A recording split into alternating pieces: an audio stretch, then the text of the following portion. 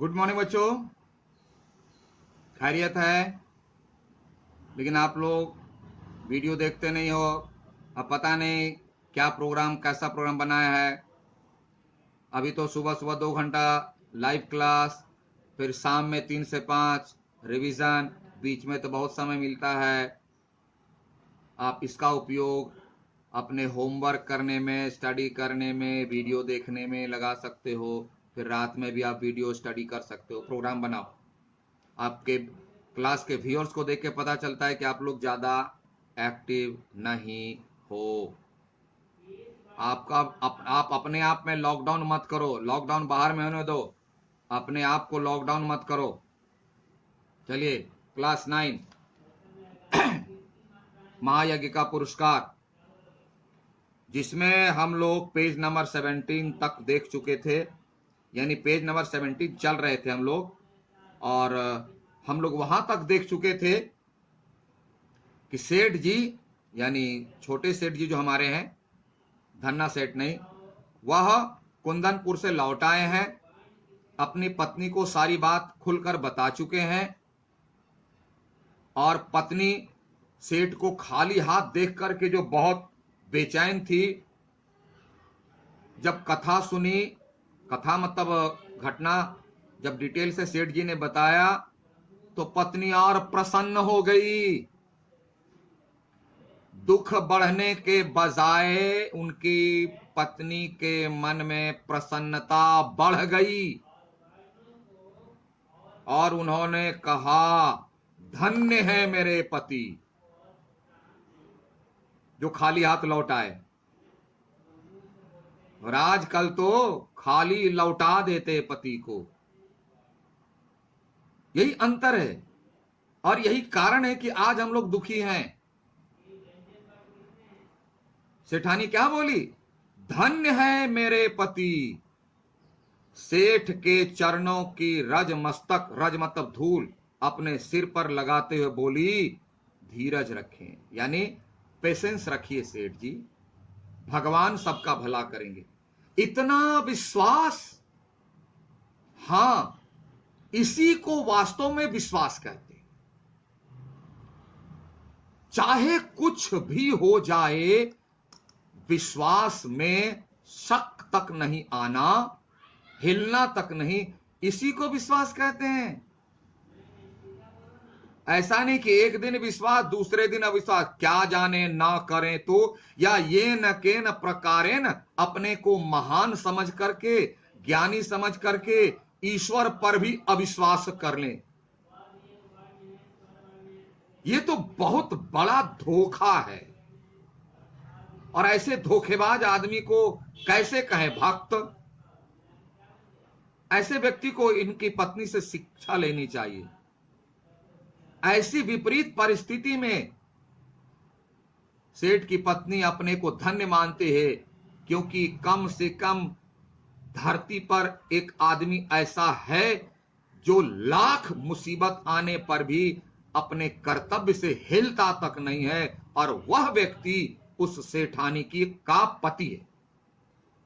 जैसे आपके घर में अगर कोई बहुमूल्य अमूल्य सामान रहता है, कोई आइटम रहता है, तो पूरे मोहल्ले में सीना तान के चलते हो, यह बिल्डिंग मेरा है, यह सामान मेरा है, प्राउड फील करते हो। उसी तरह सेठानी अपने पति के ऐसे काम पर प्राउड फील करती है कि ऐसा पुरुष उसका पति है,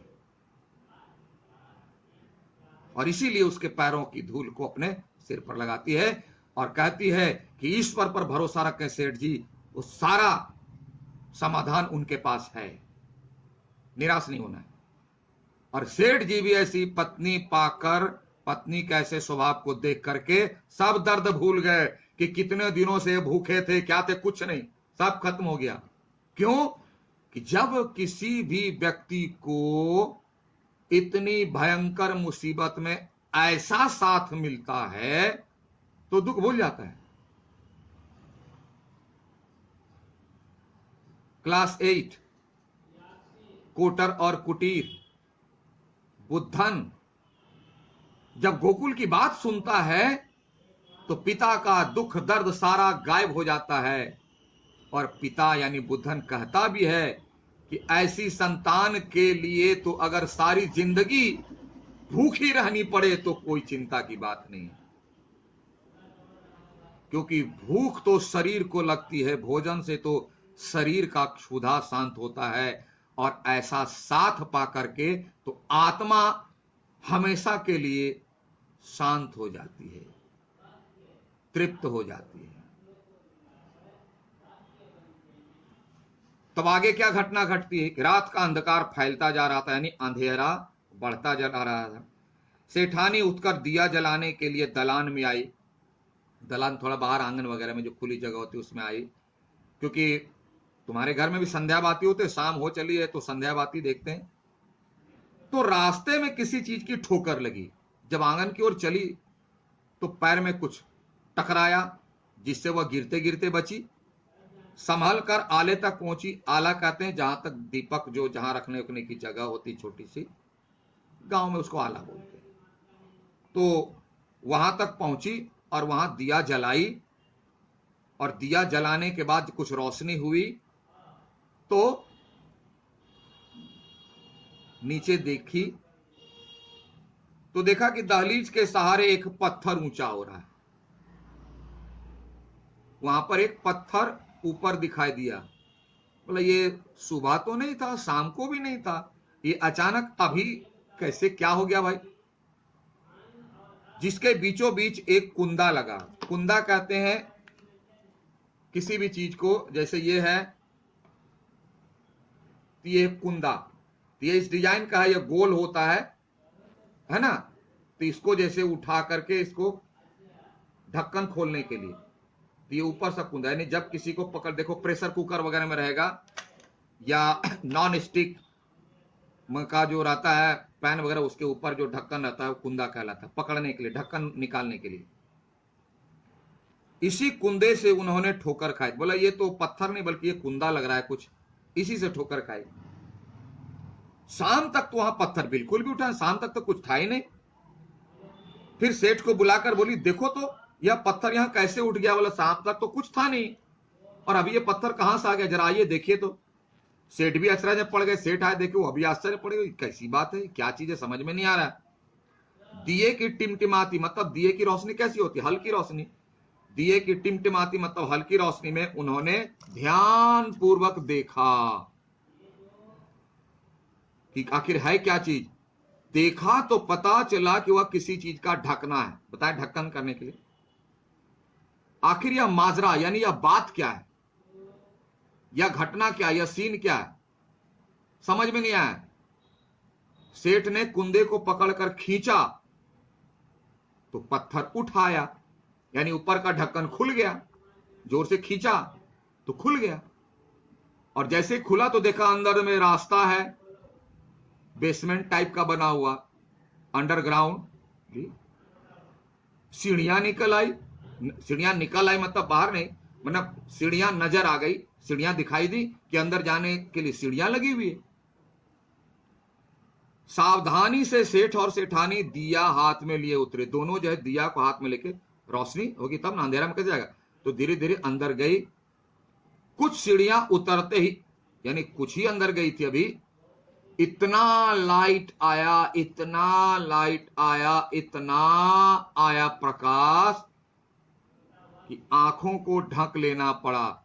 इतनी रोशनी, क्योंकि ज्यादा रोशनी से आंख चौंधियाने लगती है, दोनों को आंख के को ढांप लेना पड़ा। उनकी आंखें चौंधियाने लगी। सेठ ने देखा वह एक विशाल तहखाना है, बहुत बड़ा, अंडरग्राउंड, बहुत बड़ा। सेठ के तो दिमाग काम नहीं करने लगे, और जवाहरातों से जगमगा रहा। जवाहरातों बहुमूल्य हीरे, मोती, नीलम, इन लोगों को, इसको जवाहरात बोलते हैं, यानी कीमती पत्थरों से बने जेवर बहुत भरे पड़े हैं। और उनसे जो रोशनी निकल, क्योंकि असली जो होते हैं उससे रोशनी आती है, जैसे फास्फोरस, बहुत सारे स्टोन्स आते हैं, उसकी अपनी रोशनी होती है, हीरे की अपनी रोशनी होती है। तो अंदर में इतने जब हीरे जवाहरात हों, कीमती पत्थर हों, तो सबकी अपनी अपनी रोशनी निकलती है, तो लाइट की जरूरत ही नहीं पड़ी। चारों तरफ देखते जवाहरात भरे पड़े और उससे इतनी रोशनी आ रही है कि सेठ को अपने हाथों से आंख को ढक लेना पड़ा, क्योंकि उसकी रोशनी आंखों को सहन नहीं हो रही थी। दोनों एक दूसरे का मुंह देख रहे हैं। सेठ जी देख रहे हैं मुंह सेठानी का और सेठानी देख रहे हैं मुंह सेठ जी का। आंखों से पूछ रहे हैं ये क्या है, कुछ समझ में नहीं आ रहा है।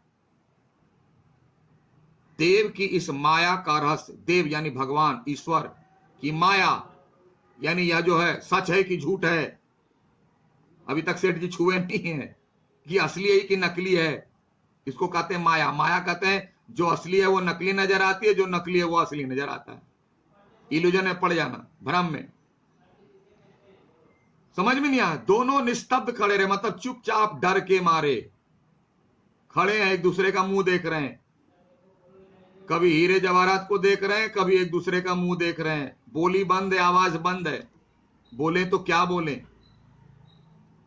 इसी बीच तभी अदृश्य यानी अनसीन आकाशवाणी हुई, आवाज होती है, पर स्पष्ट स्वर में उन्हें सुना दिया। आकाशवाणी हुई लेकिन बिल्कुल क्लियर साउंड, एकदम क्लियर वॉइस में। ओ सेठ, स्वयं भूखे रहकर अपना कर्तव्य मानकर प्रसन्न चित्त तुमने मरणासन कुत्ते को चारों रोटियां खिलाकर उसकी जान बचाई। उस महायज्ञ का यह पुरस्कार है। महायज्ञ की परिभाषा पहले भी अंडरलाइन करवाए थे, पॉइंट आउट करवाते, इसमें भी कर लीजिए। स्वयं भूखे रहकर, नंबर 1, महायज्ञ किसको कहते हैं, किस तरह के काम को करते हैं, उसको डिफाइन किया गया। उसमें पहली क्वालिटी होनी चाहिए स्वयं भूखे रहकर, यानी स्वयं कष्ट सहकर भी अपना कर्तव्य मानकर। ऐसा नहीं कि आप किसी पर एहसान कर रहे हो, किसी को खाना खिला रहे हो तो बहुत बड़ा एहसान कर रहे हो, तुम्हारी कैपेसिटी हमारी कैपेसिटी नहीं है। इसलिए कहा अपना कर्तव्य, आपकी ड्यूटी है यह समझ करके, यह आपकी ड्यूटी है, आपका एहसान नहीं है, यह समझ करके।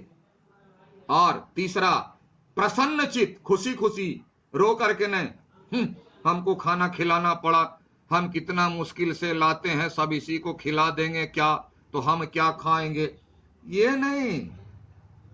अपने कष्ट सहकर, लेकिन यह कष्ट किसी को बताना नहीं है, किसी भी कीमत पर नहीं। ऐसा नहीं कि अपने कष्ट है और ढोल बजा करके टीवी पर प्रचार कर रहे हैं, मैंने उसकी भलाई की, मैंने कष्ट सहा, कष्ट सके, कुछ नहीं। ऐसा कष्ट जो दूसरों को नहीं बताया जाना चाहिए, नंबर 1 कंडीशन। दूसरा कंडीशन, अपनी ड्यूटी समझ करके, एहसान नहीं कर रहे हैं आप, एहसान समझ के नहीं, ड्यूटी समझ करके।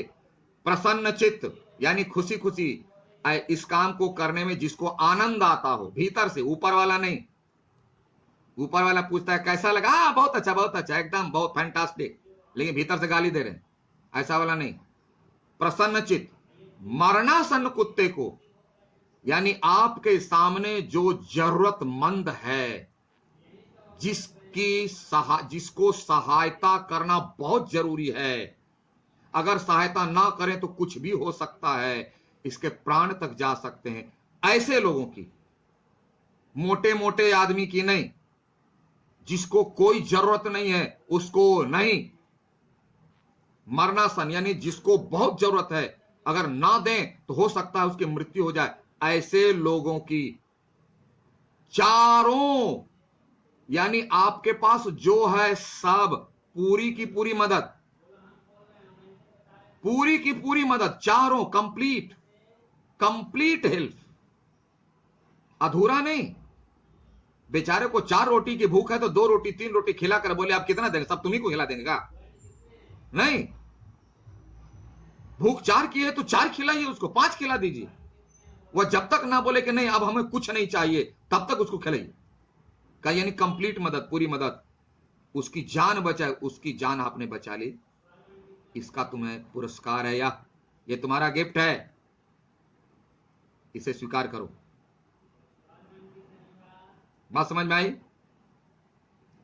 तो हम लास्ट वाला 2 लाइन छोड़ देते हैं अगले क्लास के लिए, इसलिए कि बहुत सारे दिमाग में आपके प्रश्न आ रहे होंगे कि क्या ऐसे काम का ऐसा पुरस्कार, यह क्या सचमुच की कहानी है, ऐसा पुरस्कार मिलता है, क्या होता है, मैसेज, प्रासंगिकता, इस पर फिर से हम लोग बात करेंगे, चर्चा करेंगे, उसमें समय लगेगा, इसलिए आज इतना ही रहने देते हैं। अगले क्लास में इसको क्लोज कर करके सारी चर्चा करेंगे सारे बिंदुओं पर, और उसके बाद हम लोग इस पाठ को समाप्त करेंगे।